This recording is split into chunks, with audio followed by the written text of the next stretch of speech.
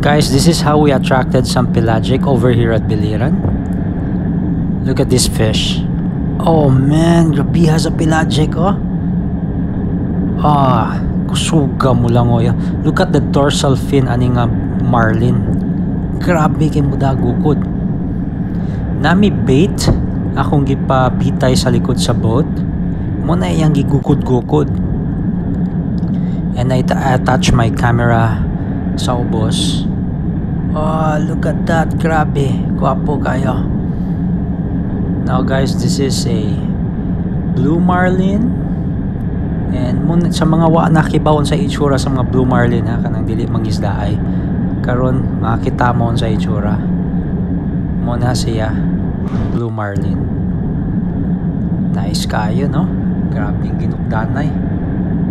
Dako kay ni nga isda, ha? This is like more than 100 kilos.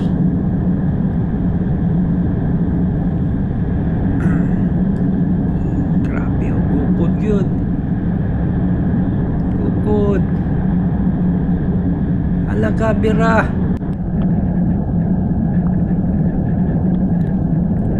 Kusgana ning mga isda ay. Grabe, imagine kung muni mapanaan nimo. Muni dalhon ng imong float. Kani lagot kini siya sa akong camera. Gibirahan akong camera. May gali wa na tagak, ha. Ulbaan ko ani pagtan-aw. Alaga. Grabe adventure, guys. The best. This is how we attracted this kind of fish over here. And after that, paksit.